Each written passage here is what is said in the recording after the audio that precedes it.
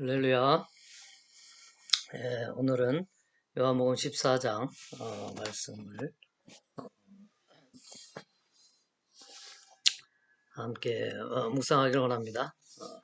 집에서 편안하게 묵상 말씀 녹음합니다. 좀 배가 아파서 베개를 이렇게 안고 있는데 양해 바랍니다.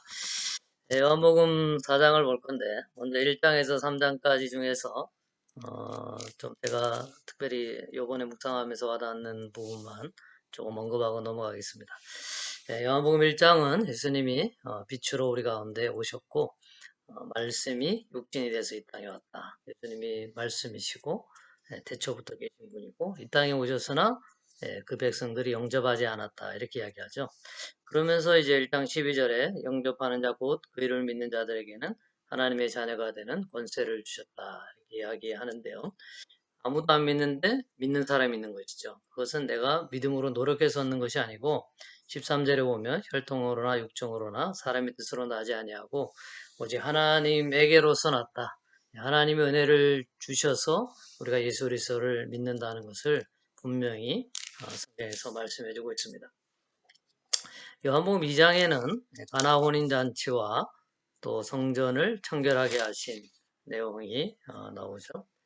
3장에서는 예수님과 니고데모의 대화 가운데 우리가 잘 아는 하나님이 세상을 이처럼 사랑하사 독생자를 주셨으니 이는 저를 믿는 자마다 멸망치 않고 영생을 얻게 하려 하심이라 는 말씀이 있죠. 또 우리가 이 말씀을 이제 생각할 때 우리가 그럼 예수 그리스도를 우리가 믿으면 되는 거 아니냐? 그런데 여기서 이처럼 사랑하자 이처럼이 중요하다 그랬죠. 이처럼은 모세가 광야에서 뱀을 든 것 같이 인자도 들리는 것인데 뱀은 죄를 상징하고 예수님이 친히 우리의 죄를 달려 죽으셨다. 왜냐하면 우리가 죄인으로서 우리 스스로 구원받을 수 없기 때문에. 그래서 내가 스스로 죄인인 것을 깨닫는 사람. 그래서 내 힘으로는 구원받을 수 없는데 하나님의 은혜로 내가 구원받았다는 것을 아는 것. 그것이 하나님의 은혜라는 것이죠. 그리고 후반부의 중간 부분 뒤에는 세례 요한이 나는 그는 흥하여야 되겠고 나는 쇠하여야 되겠다고 한 그 자세. 세례하는 당대에 아주 유명한 선지자였음에도 불구하고 자기는 예수 그리스도의 길을 예비하는 자로서 본인의 신분을 알았던 것이죠. 우리도 마찬가지입니다. 우리가 드러나는 신앙생활을 살면 안 되는 거죠. 내가 드러나거나 우리 가정이 드러나거나 우리 교회가 드러나는 신앙생활이 아니라 우리를 통해서 예수 그리스도 하나님이 드러나는 삶을 살아야 되겠습니다. 오늘 4장은 굉장히 분량이 많습니다. 이야기가 나오는데 크게 보면 두 가지입니다. 사마리아 땅의 수가성의 여인 이야기와 또 왕의 신하의 아들 병을 고치는 이야기가 나오는데요. 사마리아 여인의 이 이야기는 우리가 또 잘 아는 내용 중에 하나죠. 예수님이 어느 날 제자들과 함께 사마리아 땅을 또 전도하러 이렇게 가십니다. 가다가 수가라는 동네에서 한 여인을 만나죠. 그 여인이 야곱의 우물에 대낮에 와서 6시쯤 되었더라 6절에 보면 나오는데 6시는 더하기 성경에 나오는 시간에 더하기 6을 하면 우리나라 시간입니다. 낮 12시. 낮 12시 더운 시간에 사람들이 물길로 안 나오는데 이 여인은 다른 사람의 낯을 피해서 그 시간에 물길로 나온 걸 알 수 있죠. 그리고 유대인은 사마리아 사람들은 이제 피가 섞인 잡종 사람들이다 이래서 터부시하고 무시했던 사람들이라서 상종을 안 했습니다.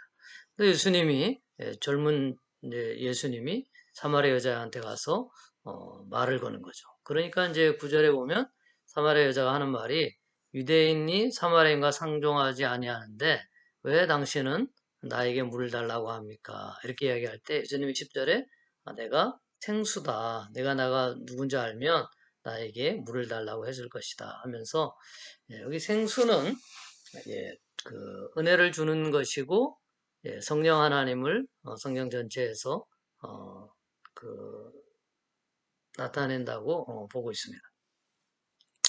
그러니까 이제 여인이 이제 우물 이야기를 하죠. 이것은 야곱으로부터 와서 지금까지 우리에게 공급해주는 좋은 우물인데 당신이 이 야곱보다 더 큰 사람입니까? 이렇게 이야기하니까 예수님이 내가 그 야곱의 우물은 한 번 마시면 다시 목마르는데 내가 주는 물은 영생하도록 솟아나는 샘물이 된다.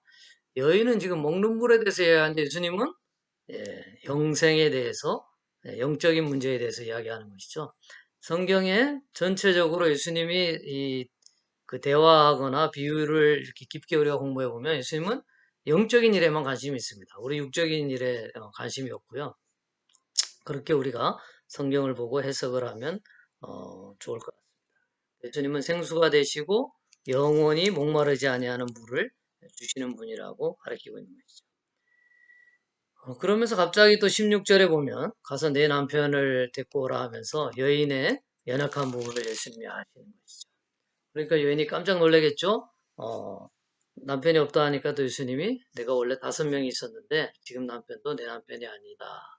그래서 내 말이 맞다고 하니까 여인이 깜짝 놀라면서 당신은 선지자소이다 이렇게 이야기하죠. 자기가 아무한테도 말하지 않은 것, 특히 예수님이 모르는 것을 예수님이 알고 이야기를 하니까 그때서야 예수님이 선지자라는 것을 이야기하는데 자기 남편에게 갑자기 이제 또 화제를 돌립니다. 여인이 부끄러워서 그랬는지 20절에 보면 우리 조상은 우리 조상들은 이 산에서 예배하였는데 당신들의 말은 예배할 곳이 예루살렘에 있다 하더이다.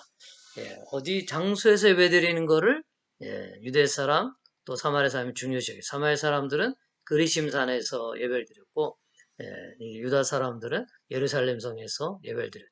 그것이 중요하다고 이렇게 이야기를 하는데 예수님은 또 그 장소에 대해서 아무 말씀 안 하시면서 뭐라고 대답하시냐면 23절에 아버지께 참되게 예배하는 자들은 영과 진리로 예배할 때가 오나니 곧 이때라.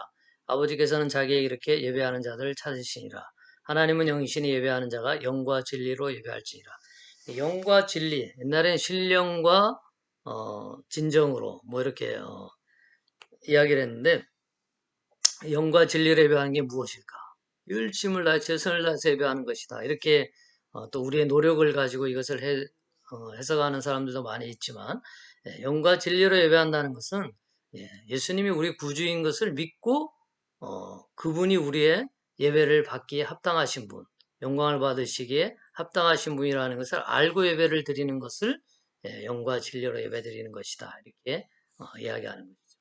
그렇지만 유대 사람과 그 사마리아 사람은 구약 성경의 율법적인 신앙에 매여서 장소를 중요시키고 형식을 중요시 여기는 예배를 중요시 여기는데 예수님은 그게 아니라는 거죠.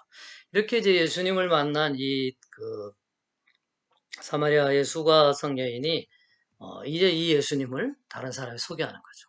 우리도 예수님이 어떤 분인가를 알게 되면 다른 사람한테 말하고 싶어지는 거죠. 그래서 전도는 자동적으로 자발적으로 우러나는 행동이 되는 것입니다.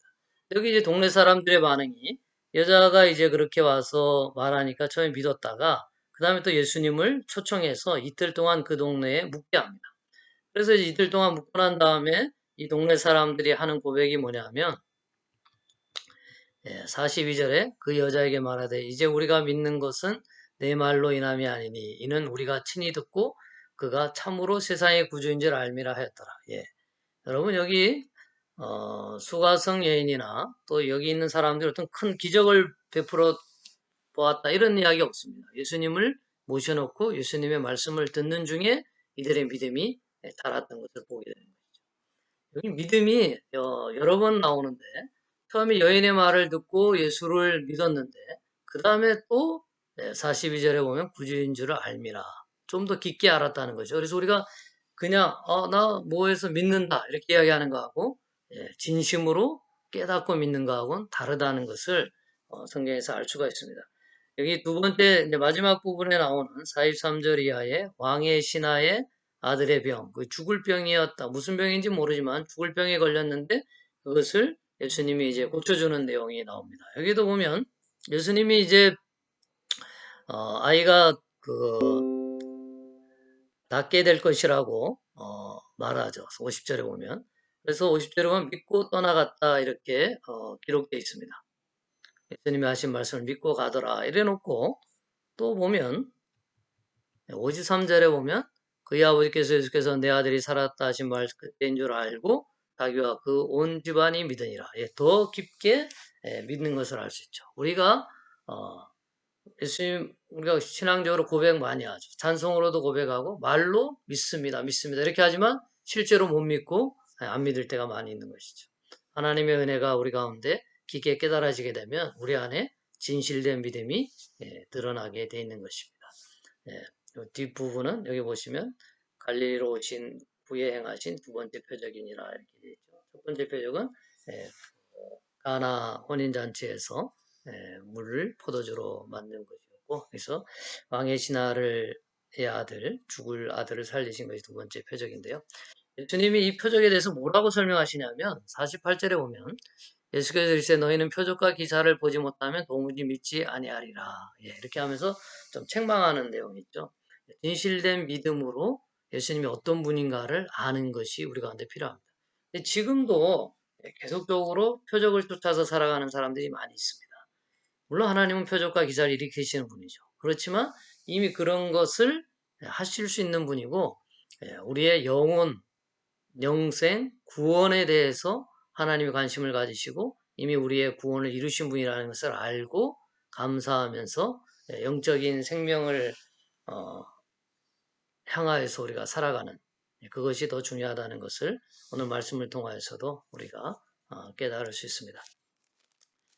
사마리아 수가성의 여인이 모든 사람에게 따돌림을 받게 될 때 예수님이 그를 찾아간 것처럼 저와 여러분이 많은 사람에게 인정받지 못하고 또 우리의 스스로 구원받을 수 없는 존재였음에도 불구하고 예수님이 우리에게 찾아오셔서 예수를 믿게 하시고 성령 하나님 우리 안에 내주하셔서 하나님과 동행하는 삶을 살게 하신 것이 얼마나 크고 놀라운 일인가, 그것이 얼마나 큰 감사의 제목인 것을 깨닫고 살아가는 오늘 하루가 되길 바랍니다. 감사합니다. 사랑하고 축복합니다. 오늘 기도 좀 길어서 기도 생략하고 마치겠습니다. 샬롬.